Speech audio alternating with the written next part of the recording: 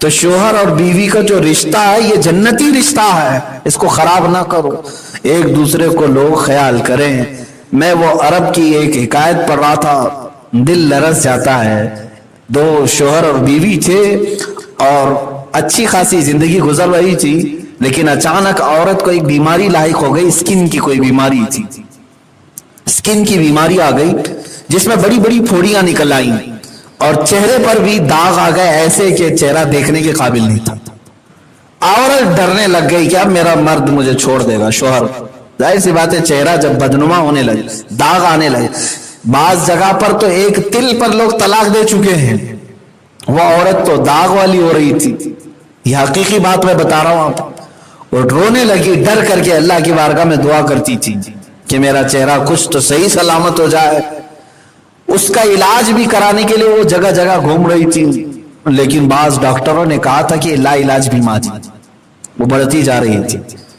اتفاق ایسا ہوا کہ اس کے شوہر کا ایک جگہ ایکسیڈنٹ ہو گیا، ایکسیڈنٹ ہوا بائک سے، جوان لوگ تھے۔ ایکسیڈنٹ کے بعد اسے ہاسپٹلائز کیا گیا، ہاسپٹل سے وہ آیا تو اس کی آنکھیں چلی گئی تھی، نوجوان تھا، آنکھیں چلی گئی، اندھا ہو گیا۔ گھر آیا تو اب بیوی پکڑ کر کے سب کراتی تھی، ظاہر سی بات ہے اب وہ دیکھنا سب کچھ تو آنکھوں سے ہی تھا۔ اب عورت دل میں یہ سوچنے بھی لگی کہ میرا حسن جو تھا پہلے وہ تو دیکھتا تھا، بدصورتی آئی ہے تو اللہ نے آنکھیں ہی لے لی اس کی، اب دیکھ نہیں رہا ہے، لیکن محبت باقی تھی، کیونکہ اب جو مرد ہے وہ بغیر دیکھے عورت کے سہارے کی بیس پر چل رہا تھا۔ عورت ہی اس کے کھانے پینے کے انتظامات کرتی تھی، اٹھاتی بٹھاتی تھی، لیکن اس کے دل میں ایک فیلنگ تو تھی کہ چلو ٹھیک ہے میرا شوہر مجھے دیکھ نہیں رہا ہے، جتنے میرے داغ ہیں دیکھ تو نہیں رہا ہے۔ وہ عورت 2 سال سے زیادہ جی نہ پائی، بیماری اتنی بڑھ گئی کہ عورت کا انتقال ہو گیا، بہت جلد انتقال کر گئے۔ عورت کے جنازے کو لے گئے لوگ، کفن دفن کے بعد جب واپس گھر آئے، کچھ لوگ اس کے دوست و احباب، جو اندھا تھا شخص، اس کے گھر آئے تو دیکھا یہ اندھا خود سے برتن اٹھا رہا ہے، گلاس اٹھا رہا ہے، پانی لے رہا ہے، لوگوں کی مہمان نوازی خود سے کر رہا ہے۔ اب تک اس کو پکڑ کے چلایا جاتا تھا گھر میں، اب سب خود ہی کر رہا ہے۔ لوگ حیران ہو گئے، پریشان ہو گئے، کہا کہ تو خود سے کر رہا ہے ساری چیزیں، تجھے دکھتا ہے؟ اس نے کہا میں کبھی اندھا ہوا ہی نہیں تھا،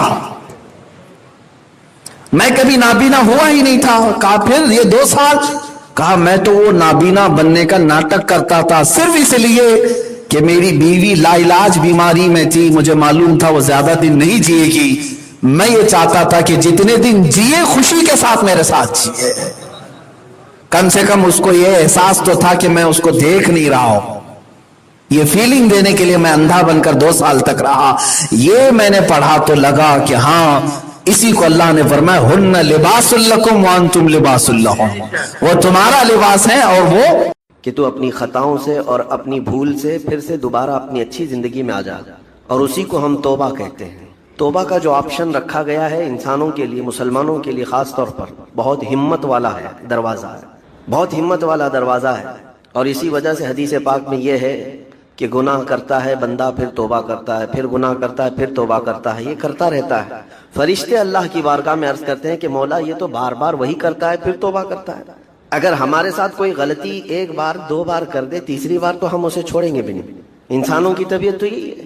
لیکن بندہ جب بار بار ایک خطا کرتا ہے اور پھر توبہ کرتا ہے، پھر خطا پھر توبہ، تو فرشتے جب اللہ کی بارگاہ میں عرض کرتے ہیں کہ مولا یہ ہر بار یہی کرتا ہے، تو جانتے ہیں پروردگار عالم کیا فرماتا ہے؟ ارشاد فرماتا ہے اے میرے فرشتوں، میرا بندہ مجھے رحمان سمجھتا ہے اس لیے بار بار توبہ کرتا ہے،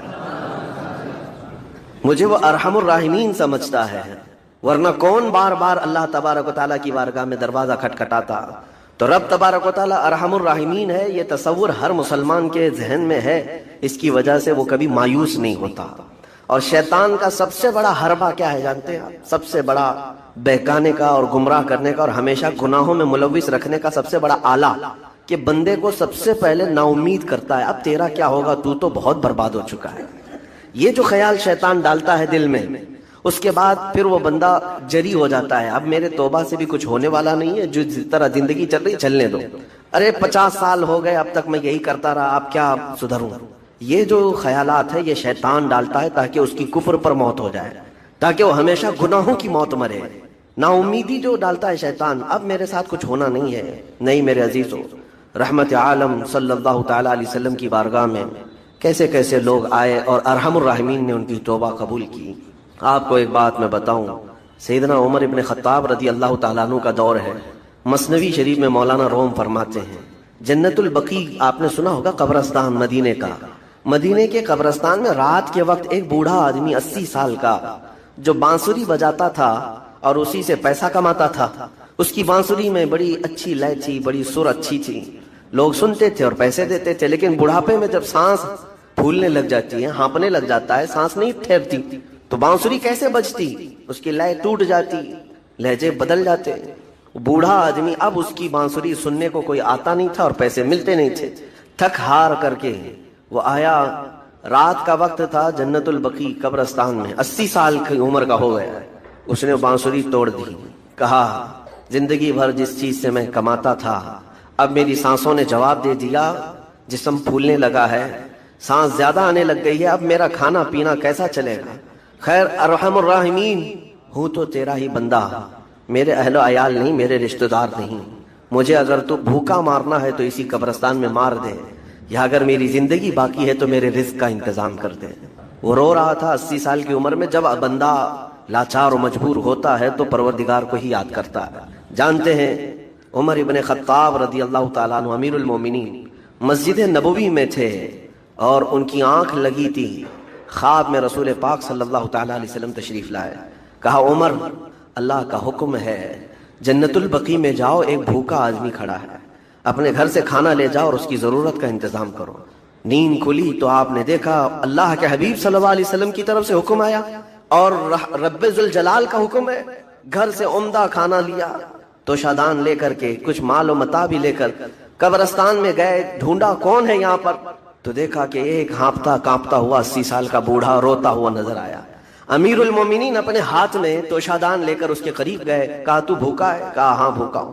بیٹھ چل میں تجھے کھلاتا ہوں۔ دسترخوان بچھا کر اسے اپنے ہاتھوں سے کھلایا اور اسے اپنی ضرورت کے مطابق جو ضروریات تھیں اس کی ضرورت کے مطابق وہ ساری چیزیں دی۔ وہ بوڑھا پوچھتا ہے آپ کون ہیں؟ حضرت عمر فاروق نے کہا میں عمر ابن خطاب ہوں۔ وہ ڈر گیا، حضرت عمر سے کون نہیں ڈرتا تھا کہ کہیں یہ کھلا پلا کر کے مجھے کوڑے نہ مارے کہ زندگی بھر بانسری بجانے والا آج پکڑا گیا ہے، ہاں آج مجھے یہ سزا نہ دے دے۔ وہ کانپنے لگا، کہا کہ آپ یہاں کیسے؟ حضرت امیر المومنین کہتے ہیں میں خود نہیں آیا، مجھے اللہ کے رسول نے بھیجا، اور رب تبارک و تعالیٰ کا حکم آیا تھا کہ تو بھوکا ہے اور تو نے رزق مانگا ہے اور مجھے تیرے رزق دے کر کے بھیجا گیا ہے۔ وہ چیخ مار کر کے گر پڑا زمین پر اور رونے لگا، اپنے ہاتھ پھیلا کر کہا سچ فرمایا مولا تو ارحم الراحمین ہے، 80 سال تجھ سے دور بھاگتا رہا، ایک بار کیا تجھے میں نے پکارا، تو نے وقت کی امیر المومنین کو کھانا دے کر بھیج دیا۔ اللہ رب العزت کی بارگاہ میں نا امیدی اور مایوسی جو شیطان لاتا ہے اس سے بندے بھٹک جاتے ہیں، بہک جاتے ہیں، انہیں توبہ کی توفیق بھی نہیں ملتی۔ اسی لیے میرا مولا فرماتا انا عند ظن عبدی بی، رب تعالیٰ فرماتا میرا بندہ میرے بارے میں جیسا گمان کرتا ہے میں اس کے ساتھ ویسا سلوک کرتا ہوں۔ تم کیا گمان کرتے ہو؟ وہ سخت پکڑ کرے گا، ابھی مار ڈالے گا، وہ غفار ہے، قہار ہے، جبار ہے، لیکن ساتھ میں وہ ستار بھی ہے، وہ رحمان بھی ہے، رحیم بھی ہے۔ اگر رب تبارک و تعالیٰ ہر چیز پر پکڑ کرتا تو ہمارا تو جینا ہی نہیں تھا، یہاں پر اتنے گناہ ہو چکے۔ اور وہ رب تعالیٰ فرماتا وسعت رحمتی کل شیء، میری رحمت نے ہر چیز کو گھیر رکھا ہے۔ اللہ رب العزت بندوں کو معاف کرنے کا اظہار زیادہ فرماتا ہے۔ اور جانتے ہیں آپ گناہ جب عام ہوتے ہیں، میں آپ کو اپنے گھر کی بات بتا دوں، میرے گھر میں آپ 4 دن کے مہمان بن کر کے آئے، کبھی میری کھڑکی توڑ رہے ہیں، کبھی دروازہ توڑ رہے ہیں، کبھی ہمارے گھر کے برتن پٹک رہے ہیں، کبھی فرشی اکھاڑ رہے ہیں، کب تک برداشت کروں گا؟ آپ کو نکال کر باہر کر دیں گے، مہمان نہیں، یہ بلا ہو گئی، گھر سارا اجاڑ رہا ہے۔ ایک چیز پر چھوڑ دیا جائے، 2 چیز پر چھوڑ دیا جائے، یہ انسانوں کی فطرت ہے، انسانوں کی فطرت۔ لیکن رب کائنات اپنی کائنات میں ہم بندوں کو اتارا ہے، ہم نے کیا نہیں بگاڑا، اپنے گناہوں سے اس کی زمین کو لال کر دیا، ہاں اس کی نافرمانی سے ہم نے اس کائنات کے رنگ کو بدل دیا۔ کھلے عام گناہ، ننگا پن، بے حیائی، عیاشی، سب کچھ ہوتا رہا۔ اس کی کائنات ہے، اس کی زمین ہے، اس کی سلطنت ہے، اور ان گناہوں کی وجہ سے جانتے ہیں آپ समंदर अल्लाह की बारगाह में अर्ज करता है कि मौला तू मुझे इजाजत दे दे, मैं ऐसी तुग़यानी लाऊंगा कि ये सब हिलाक हो जाएंगे। हवाएं अल्लाह से इजाजत मांगती हैं, तू मुझे शिद्दत दे दे, मैं इतना तेज उड़ाऊंगी कि इनके परख उड़ जाएं। लेकिन जानते हो अल्लाह की तरफ से जवाब क्या आता है? समंदर को भी रब ताला फरमाता, हवाओं को भी कहता है रब ताला रुक जाओ, मैं मेरे बंदों के इंतजार में हूं, मेरे बंदों की तौबा के इंतजार में हूं कि मेरे बंदे मेरे पास लौट आए।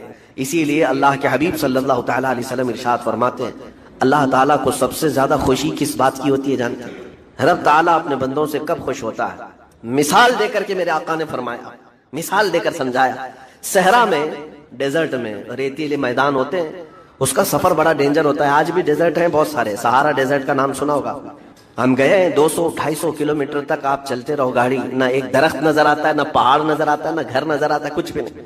इस तरफ मैदान रेत का और आसमान लगा हुआ दिखता है, इधर भी आसमान, तन्हा हम अकेले नजर आते रहते हैं। सहरा का जो सफर होता है बहुत कठिन होता है।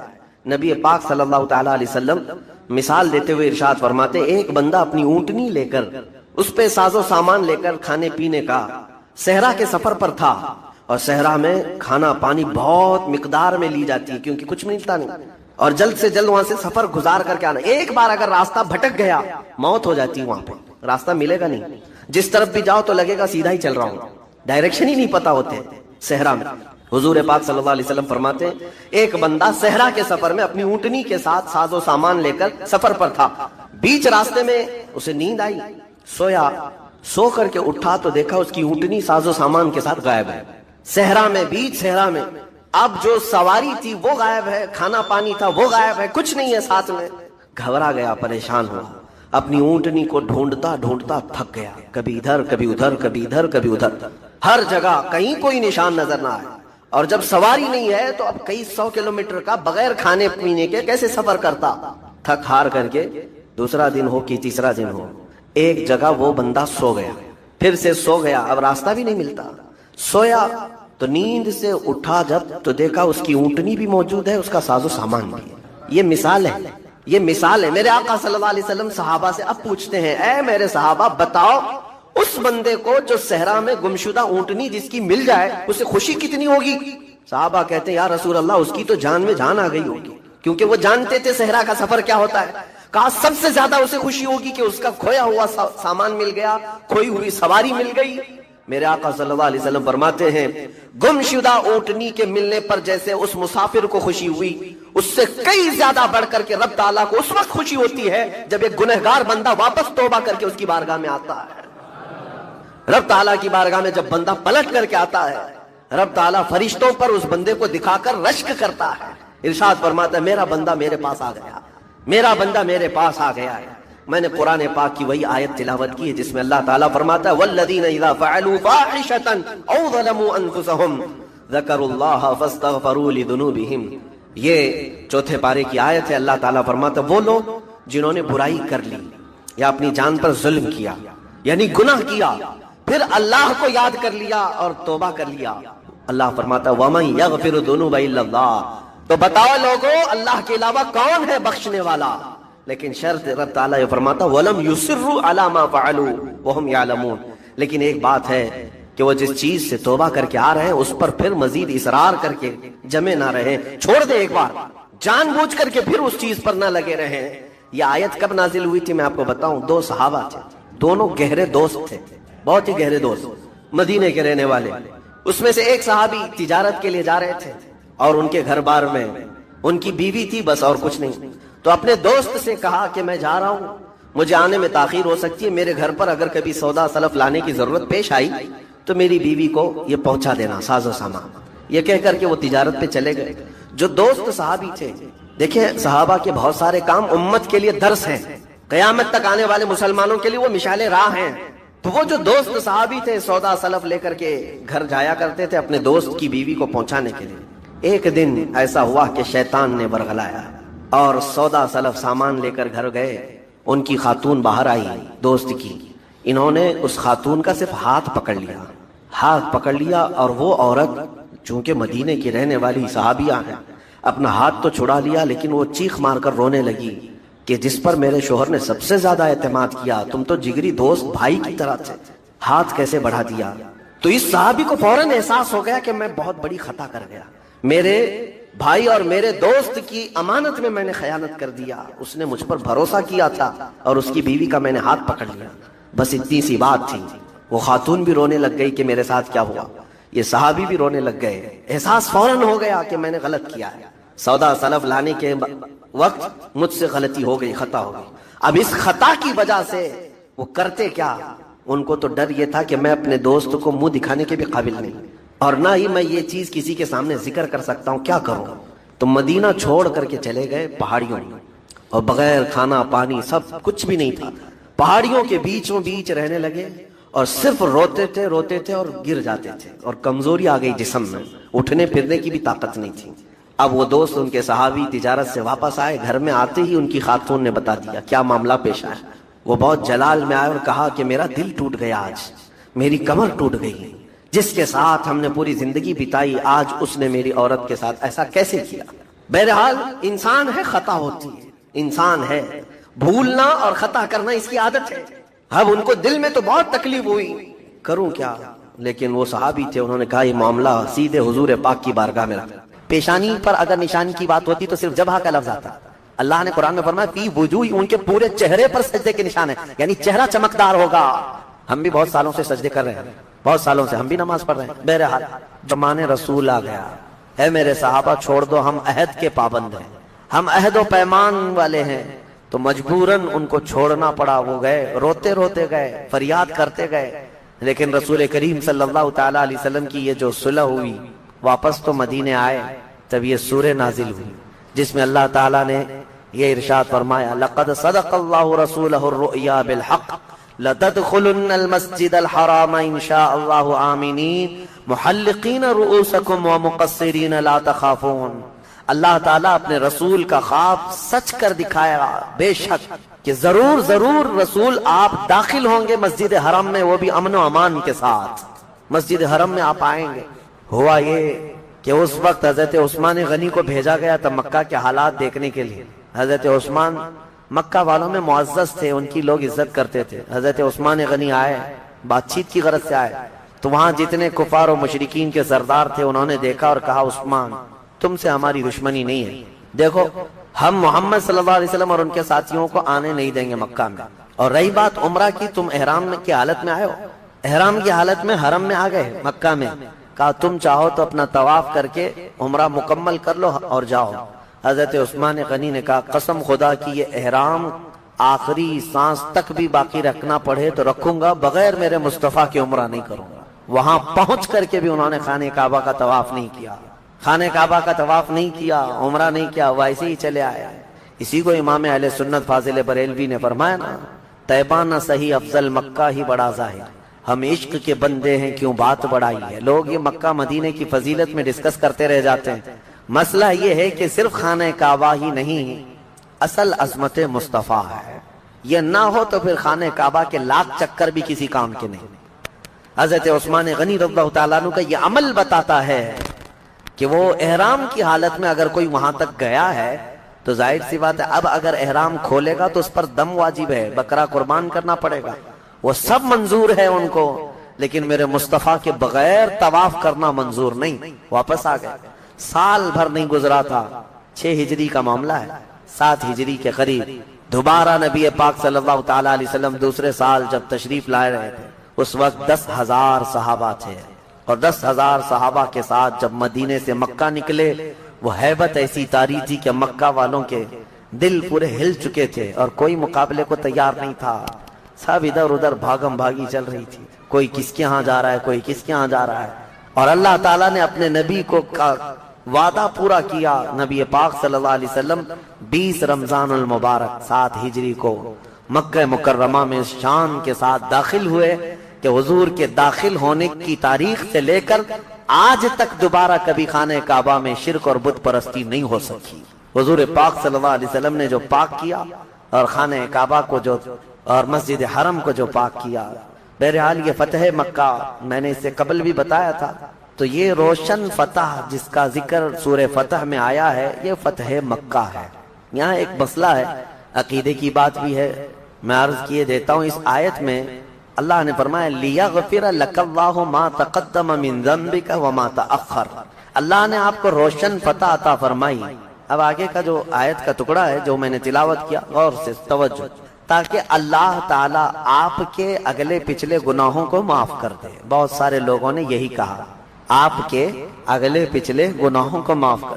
مارکیٹ میں ملنے والے بہت سارے قرآن کے ترجمے ہیں، ان میں اٹھا کر دیکھو تو یہی ترجمہ ہے، اے رسول آپ کے اگلے پچھلے گناہوں کو اللہ تعالیٰ معاف کر دے۔ اس لیے روشن فتح عطا کی تاکہ آپ کے اگلے پچھلے گناہوں کو معاف کر دے۔ ترجمہ کرنے والوں سے کوئی یہ سوال کرے کہ بھائی بتاؤ تو صحیح، آپ کے رسول کے اگلے گناہ کون سے تھے، پچھلے گناہ کون سے تھے جس کی معافی کا اللہ نے یہاں بیان کیا ہے؟ جبکہ عقیدہ تو ہمارا یہ ہے کہ نبی معصوم ہوتے ہیں اور میرے آقا تو سید المعصومین ہیں، تو کون سے گناہ ہیں؟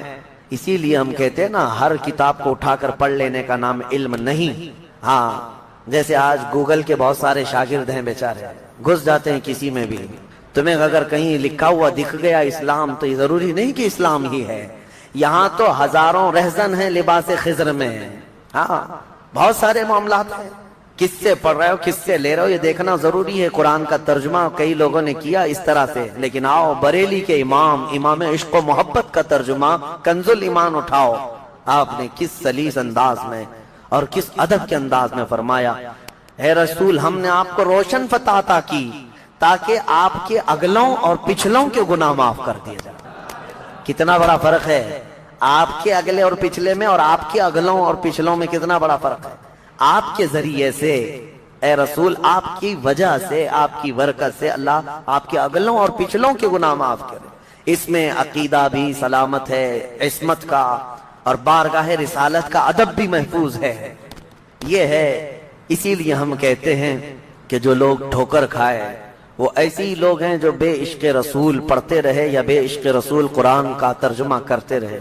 میں نے بہت قبل آپ کو تفسیر میں بتایا تھا، اللہ نے فرمایا قد جاءکم من اللہ نور وکتاب مبین، تحقیق کہ تمہارے پاس اللہ کی طرف سے ایک نور آیا اور ایک روشن کتاب۔ نور سے مراد رسول اللہ کی ذات اور روشن کتاب سے مراد قرآن عظیم۔ لیکن اس آیت میں پہلے کس چیز کا ذکر آیا ہے؟ قد جاءکم من اللہ نور، نور کا ذکر ہے۔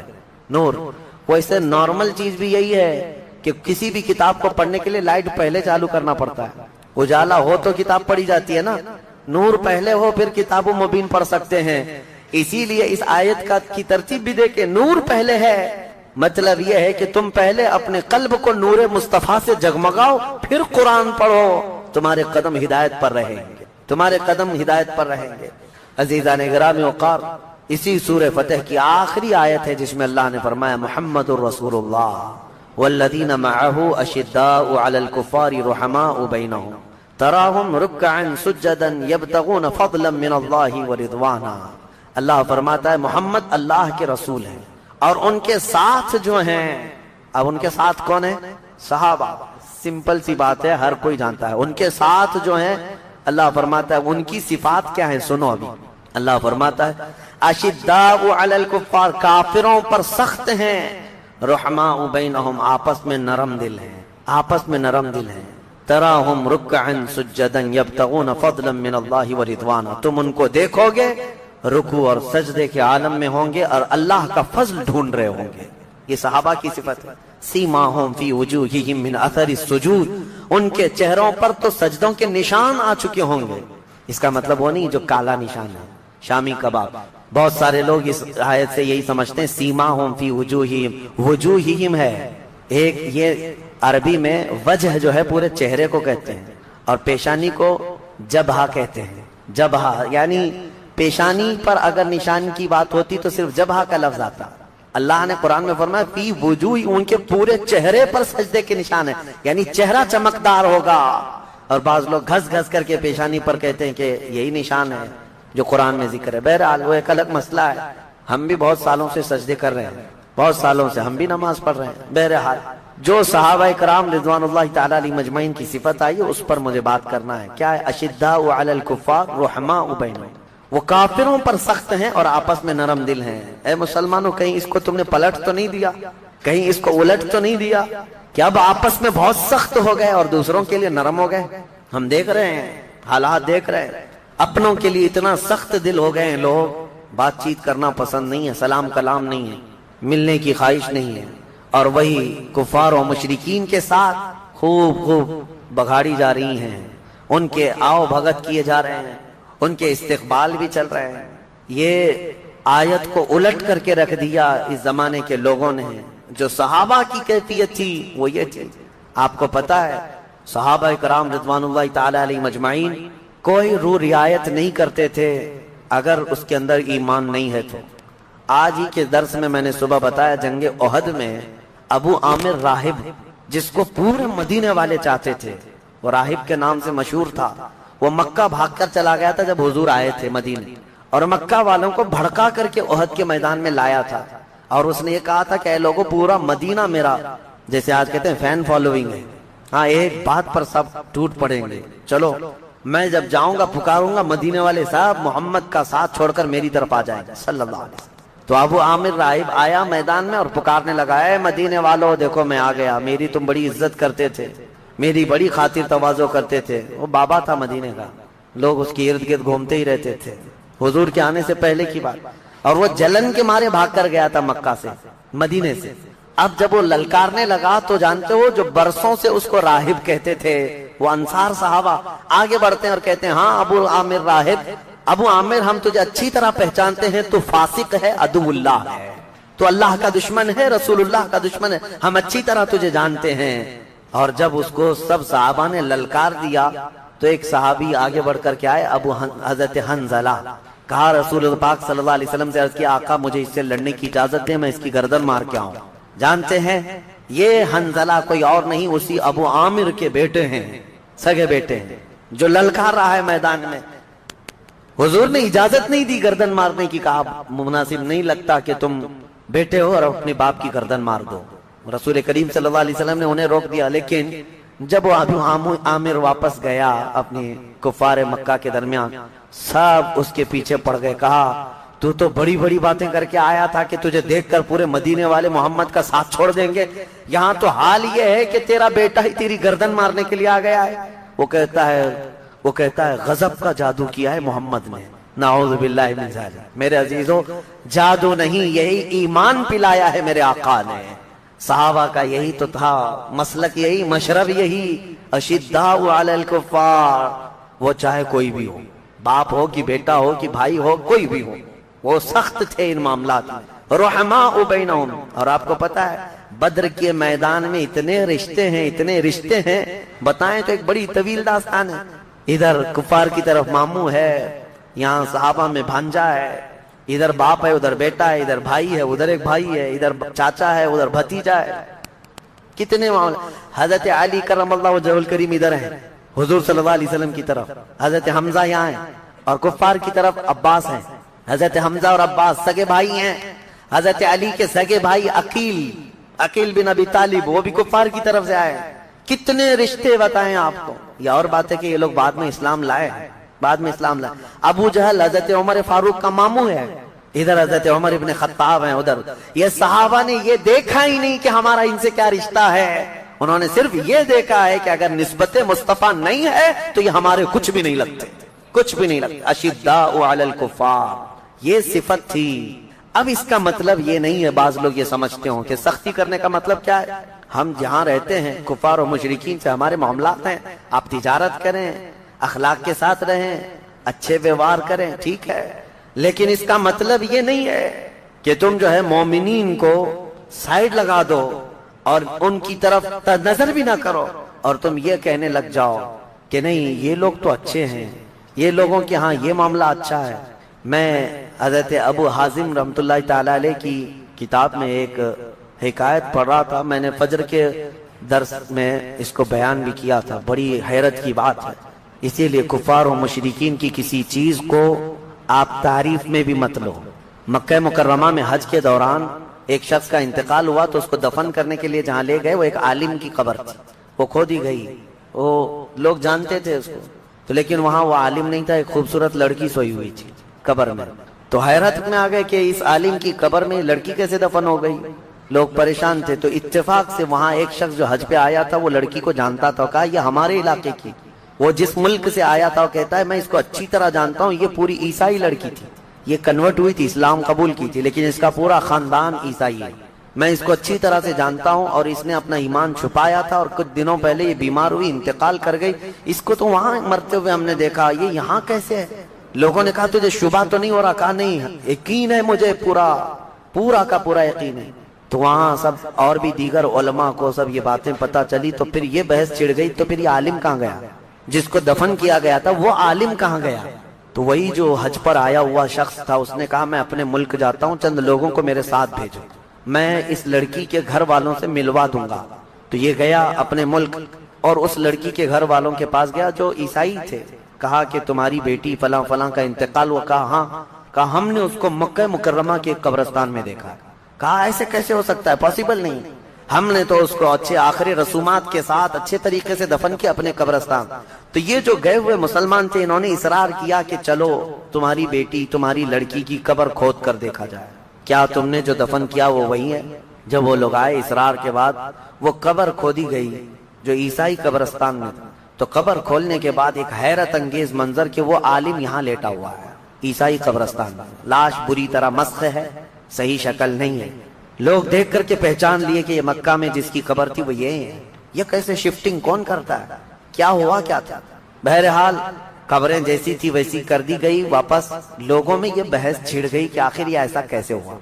اتنی بات تو سمجھ میں آ رہی تھی کہ یہ لڑکی اسلام سے محبت کرنے لگی، قرآن پڑھنے لگی تھی، اور ایمان پہ انتقال ہوا، اس کا مکہ میں دفن ہو جانا تو سمجھ میں آ جاتا ہے کہ ہو سکتا ہے اس کو اللہ نے اعزازاً انعاماً جو ہے منتقل فرمایا ہو، لیکن یہ وہاں سے کیوں آیا؟ مکہ سے۔ تو لوگ اس کے گھر گئے، اس کی بیوی تھی، بیوہ تھی، اس سے جا کر پوچھا تمہارے شوہر کے بارے میں کیا خیال ہے؟ کہتی ہے میرا شوہر تہجد گزار تھا، نمازی تھا، پابند تھا، سب کچھ اچھا تھا۔ لوگوں نے کہا کوئی ایسا عمل جو خلاف شرع یا کوئی ایسی چیز؟ کہا نہیں، وہ تو پابند آدمی تھا۔ کہا ہاں